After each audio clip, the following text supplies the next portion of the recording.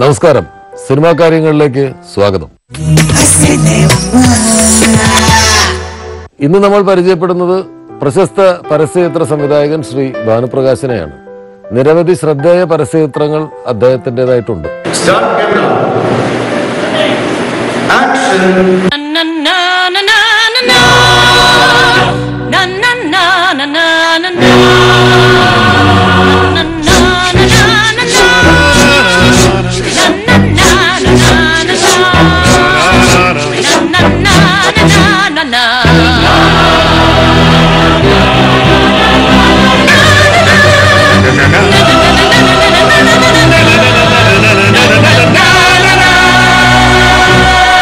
പരസ്യചിത്രങ്ങളുടെ അത്ഭുത ലോകത്തിലൂടെയുള്ള യാത്ര തുടരുകയാണ്. ഇന്ന് നമ്മളോടൊപ്പം പരസ്യരംഗത്ത് വളരെ സീനിയർ ആയിട്ടുള്ള ഒരു സംവിധായകനാണ് കൂടെയുള്ളത്. പട്ടാമ്പിക്കാരനാണ് അദ്ദേഹം. അദ്ദേഹം ചെയ്തിട്ടുള്ളത് Rubco, Malabar gold, Indian oil, Lexus soap, അങ്ങനെ ഒരുപാട് ബ്രാൻഡുകളുടെ പരസ്യചിത്രങ്ങൾ ചെയ്തിട്ടുള്ള ആളാണ്. ഭാനുപ്രകാശ് എന്നാണ് അദ്ദേഹത്തിന്റെ പേര്. അദ്ദേഹം ഇന്ന് നമ്മളോടൊപ്പം ഉണ്ട്. അദ്ദേഹത്തിന്റെ പരസ്യ കലാ ജീവിതത്തെക്കുറിച്ച് നമുക്ക് ചോദിക്കാം. നമസ്കാരം സാർ. എങ്ങനെയാണ് പരസ്യരംഗത്തേക്ക് ഈ പട്ടാമ്പിയിൽ നിന്ന് എത്തുന്നത്? അല്ലെ, ബൈ ആക്സിഡന്റ് എന്നൊക്കെ പറയും. ഞാൻ ഡിഗ്രി ഫിനിഷ് ചെയ്തിട്ട് 84 ഞാൻ ബാംഗ്ലൂർ അഡ്വർടൈസിങ് ഏജൻസിയിൽ I started my career as A writer trainee. Copy writer trainee ആയിട്ടാണ് തുടങ്ങുന്നത്. പിന്നെ അവിടുന്ന് അങ്ങനെ അഡ്വർടൈസിങ്ങിന്റെ എല്ലാ മേഖലകളിലും പ്രവർത്തിച്ചു. നിരവധി ഏജൻസികളിലും വർക്ക് ചെയ്തു. ഫിലിം മേക്കിംഗ് നമ്മുടെ ഉള്ളിൽ ഇങ്ങനെ ഒരു പാഷനായിട്ട് പണ്ട് മുതലേ ഉണ്ട്. അപ്പൊ ആ ഒരു താല്പര്യം കൊണ്ട് പിന്നെ ഫിലിം മേക്കിങ്ങിലേക്ക് വന്നതാണ്. ചെയ്തിട്ടുള്ള സ്ലോഗൻസ് ഏതെങ്കിലും പറയാൻ പറ്റും? ആത്മബന്ധത്തിന്റെ സ്വർണ്ണസ്പർശം ഉണ്ട്. പിന്നെ റബ്കോയ്ക്ക് വേണ്ടിയിട്ട് ചെയ്തിട്ടുണ്ട്. ഈ മേക്കിങ്ങിലേക്ക് വന്നപ്പോ ആദ്യത്തെ ഫിലിം ഏതായിരുന്നു? മേക്കിങ്ങിൽ വന്നിട്ട് ആദ്യം ഞാൻ ചെയ്തത് ശരിക്കും ആഡായിട്ട് ചെയ്തിട്ടുള്ളത് ഈ ഇന്ത്യൻ ഓയിൽ കോർപ്പറേഷന്റെ പരസ്യം. പക്ഷെ മേക്കിങ്ങിൽ വന്നിട്ട് ഞാൻ ആദ്യം ചെയ്തിട്ടുള്ള ഒരു വീഡിയോ, അതായത് ഞാൻ ആദ്യമായിട്ട് ബീറ്റാ ക്യാമിന്റെ വ്യൂ ഫൈൻഡറിൽ കൂടെ നോക്കുന്നത് സ്പെൻസേഴ്സ് ഉണ്ട് മദുരാശിയില്. അവര് 100 years സെലിബ്രേഷൻ, സെന്റിനറി സെലിബ്രേഷൻ സമയത്ത് അവരൊരു 100 years സെന്റിനറി വീഡിയോ ചെയ്യാൻ വേണ്ടിയിട്ടുള്ളൊരു അവസരം കിട്ടി. അതവിടെ ഡോക്യുമെന്ററി പോലെ. അപ്പൊ അത് വളരെ എക്സൈറ്റിംഗ് ആയിട്ടുള്ള അസൈൻമെന്റ് ആയിരുന്നു. ഈ ആദ്യത്തെ ഇന്ത്യൻ ഓയിലിന്റെ ഇതിന് ശേഷം പിന്നെ മേജർ വർക്കുകളിലേക്ക് വന്നത് ആ ഒരു പീരീഡിൽ അങ്ങനെ ഒരു യുണൈറ്റഡ് ഇന്ത്യ ഇൻഷുറൻസ് കമ്പനിയുടെ ഒരു ആഡ് ചെയ്തിട്ടുണ്ടായിരുന്നു. പിന്നെ കൊക്കോ ഷെഫ് എന്ന് പറഞ്ഞിട്ട് ഹൈദരാബാദിലുള്ള ഒരു ബ്രാൻഡുണ്ട്. അതൊന്നും ഇപ്പൊ അതിന്റെ കഥ പോലും എനിക്ക് ഓർമ്മയില്ല എന്നുള്ളതാണ് വാസ്തവം. അത് കഴിഞ്ഞിട്ട് ഇതിന്റെ ഒരു പീരീഡ്. അത് ഏത് ഇയറിലായിരുന്നു? അത് ദാറ്റ്സ് ഓൾ ഹാപ്പൻഡ് ഇൻ 1998. ആ ഒരു പീരീഡിലാണ്. അത് കഴിഞ്ഞിട്ട് ഞാൻ ഈ പരസ്യ ചിത്ര സംവിധാനത്തിൽ നിന്ന് കുറച്ച് വിട്ടുവന്നു. കുറെ ബ്രാൻഡ് ഡിസൈനിങ്ങും ഇങ്ങനത്തെ കാര്യങ്ങളൊക്കെ ആയിട്ടായിരുന്നു. പിന്നെ രണ്ടാമതും ഇതിലേക്ക് വരുന്നത് ഈ കോഴിക്കോട് വന്നിട്ട് ഞാൻ സ്വന്തമായിട്ടൊരു ഓഫീസ് സെറ്റപ്പ് ചെയ്യുന്നു. എന്നിട്ടാണ് ലക്സസ് സോപ്പ്, അവരെ കുറെ ബ്രാൻഡുകളുണ്ട്, ഡിറ്റർജന്റ് ബ്രാൻഡ്സ്, അതിന്റെ പരസ്യങ്ങൾ ചെയ്തിട്ടാണ് പിന്നെ രണ്ടാമതും ഈ പരസ്യചിത്ര സംവിധാനം എന്നുള്ള പരിപാടി രണ്ടാമതും തുടങ്ങുന്നത്. അതിനുശേഷം മലബാർ ഗോൾഡ്. എങ്ങനെയാണ് ഈ സെലിബ്രിറ്റി മാനേജ്മെന്റ് ഒക്കെ എങ്ങനെയുണ്ട്?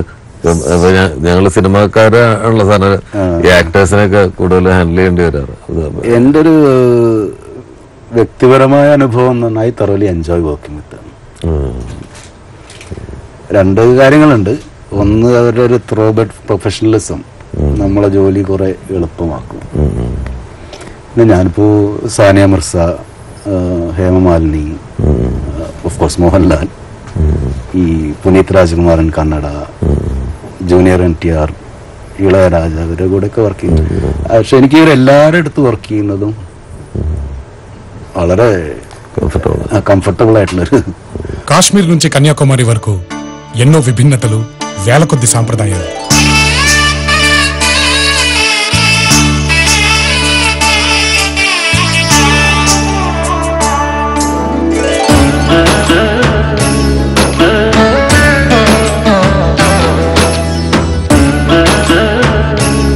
సాంప్రదాయాలు సంబరాలతో సంపన్నమయ్యే మన భారతీయ వివాహ మహోత్సవం. ആഡ്സ് ചെയ്യുമ്പോ എങ്ങനെയാണ് ഈ കഥ കണ്ടെത്തുന്നതും? ഏറെക്കുറെ ഇതേ ഒരു പ്രോസസ്സ് തന്നെയാണ്. ഇതിന്റെ ഒരു ഹൈക്കു സ്വഭാവത്തിലുള്ള ഒരു പ്രോസസ്സാണ് ആഡിൽ നടക്കുന്നത്. ഇതിലിപ്പോ കഥയ്ക്ക് പകരം നമ്മളെ ആശയം എന്നുള്ളത് മാത്രമേ ഒരു കാര്യമായ വ്യത്യാസം പറയുള്ളൂ.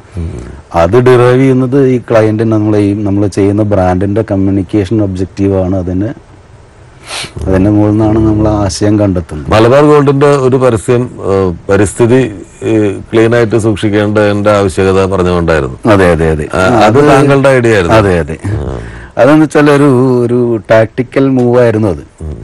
ഓഫ് കോഴ്സ് അതിന് നമ്മൾ ടാക്ടിക്കൽ എന്ന് പറയുമ്പോൾ അതിന് ആ പദം ഉപയോഗിക്കുമ്പോൾ അതെന്തോ ടാക്ടിക് ആണോ എന്ന് ചിലപ്പോൾ കേൾക്കുന്നവർ തെറ്റിദ്ധരിക്കും. മലബാർ ഗോൾഡ് ഒരു കോർപ്പറേറ്റ് ഓർഗനൈസേഷൻ എന്നുള്ള അവർ ഒരുപാട് സോഷ്യൽ റെസ്പോൺസിബിലിറ്റി പുലർത്തുന്ന ഒരു സ്ഥാപനം. അപ്പൊ അതിന്റെ ഒരു എക്സ്റ്റൻഷൻ ആയിട്ടാണ് നമ്മൾ ഈ ക്ലീൻ കേരള മൂവ്മെന്റ് വരുന്നത്. അപ്പൊ അത് ഓഫ് കോഴ്സ് ഈ പറഞ്ഞ മാതിരി എല്ലാവരും ജ്വല്ലറിയെ കുറിച്ച് ഇങ്ങനെ പറഞ്ഞിട്ട് നമ്മളെ വ്യൂവേഴ്സിന്റെ ഇടയിൽ ഒരു അട്ടർ ബ്രാൻഡ് മിസ് ഐഡന്റിറ്റി എന്നൊരു പ്രതിഭാസം നിലനിൽക്കുന്നുണ്ട്. എല്ലാവരും ചെയ്യുന്നത് ഒരേപോലത്തെ സാധനങ്ങൾ, എല്ലാവരെയും ആ ലോഗോ പോർഷൻ മാറ്റിക്കഴിഞ്ഞാൽ പക്ഷേ എല്ലാത്തിനും മനസ്സിലാവില്ല ഇത് ഏതാ. പ്രകൃതി ഇല്ലെങ്കിൽ ഈ പൊന്ന് ഉപയോഗിക്കാൻ ആളുണ്ടാവില്ല എന്നെങ്കിലും കണ്ടെത്തിയിട്ടുണ്ടല്ലോ. തന്നെയായിരുന്നു എന്റെ ഒരു തോട്ട് പ്രോസസ്. ഞാൻ ഉറക്കെ ചോദിക്കുകയാണ്, വികസനം വഴിമുട്ടി നിൽക്കുന്ന നമ്മുടെ ഈ പഞ്ചായത്തിൽ ഒരു എയർപോർട്ട് വേണ്ടേ? ഒരു സ്മാർട്ട് സിറ്റി, ഒരു ഷോപ്പിംഗ് മാൾ. അതുകൊണ്ട് നിറവേറ്റാനാവാത്ത വാഗ്ദാനങ്ങൾക്ക് വേണ്ടിയല്ല, പകരം നാടിനെ 100% മാലിന്യമുക്തമാക്കുന്നതിനുള്ള പ്രതിജ്ഞാബദ്ധതയ്ക്ക്, പരിസ്ഥിതിക്ക് കോട്ടം വരാത്ത വികസനത്തിന്, അതിനാവട്ടെ ഇത്തവണ നമ്മുടെ വോട്ടുകൾ. ഇത് എങ്ങനെയാണ്? ഇതൊരു വെളിപാട് പോലെ വീണ് കിട്ടുന്നതാണോ? അതിന് ഒരു ഡിസ്കഷൻ ഗ്രൂപ്പ് അങ്ങനെ എന്തെങ്കിലുമൊക്കെ ഉണ്ടോ? ചില സമയത്ത് നമുക്ക് പറഞ്ഞ മാതിരി വെളിപാട് എന്നൊക്കെ വേണമെങ്കിൽ പറയാം.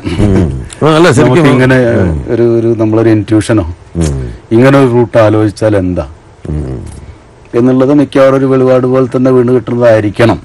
പക്ഷെ അതിനെ പിന്നെ അങ്ങോട്ട് ക്യാരി ഫോർവേഡ് ചെയ്യുന്നത് ഓഫ് കോഴ്സ് ചർച്ചകളും ഇതൊക്കെ വെച്ചിട്ടാണ്.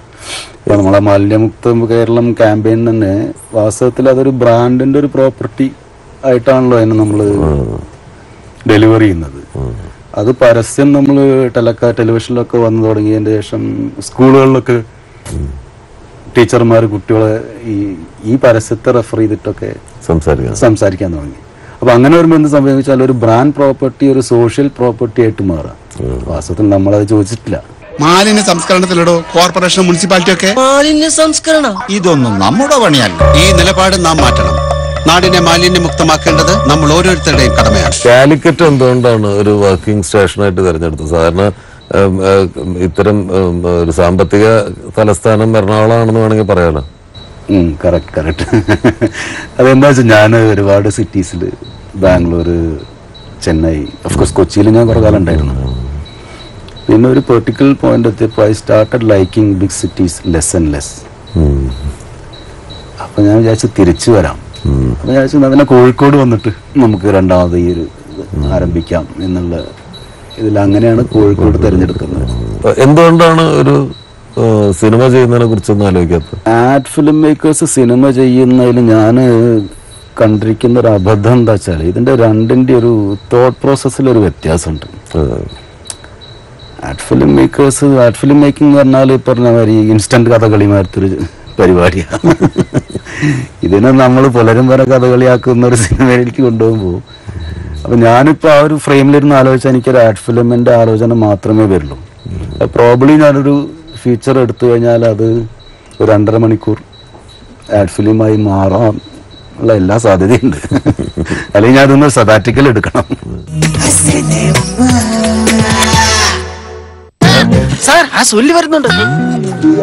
സാറിന് നല്ല സുഖമില്ല. പേയ്മെന്റ് എന്തായാലും കിട്ടാനുള്ളതാ. നാളെയും വരാം. ഞാനാണ് അയാളോട് പാരഗൺ ഓഫീസ് ചപ്പൽ വാങ്ങിച്ചിടാൻ പറഞ്ഞേ. ഇപ്പൊ അയാൾ എന്റെ പിന്നാലെയാ. അയാളുടെ ഫയലിംഗ് എടുത്ത്. പാരഗൺ ഓഫീസ് ചപ്പൽ, പൈസ വസൂൽ. ശ്രീ ഭാനുപ്രകാശുമായുള്ള സംഭാഷണം തുടരുന്നു. പരസ്യരംഗത്താണ് ജോലി ചെയ്യുന്നത്. ധാരാളം ഡൈകളും ഹെയർ കളറിങ് സിസ്റ്റവും ഒക്കെ മാർക്കറ്റിലുള്ളപ്പോൾ പ്രായം കൊണ്ട് എനിക്കറിയാം നമ്മളെ തമ്മിൽ ഒരു 3-4 വയസ്സിന്റെ വ്യത്യാസമേ ഉള്ളൂ. എന്തുകൊണ്ടാണ് ഇങ്ങനെ ഒരു ലുക്ക്, അപ്പിയറൻസ്? സ്വയം കരി വെച്ച് കാണിക്കുന്ന പ്രവണത ഇല്ലാത്തതുകൊണ്ടായിരിക്കണം. പലർക്കും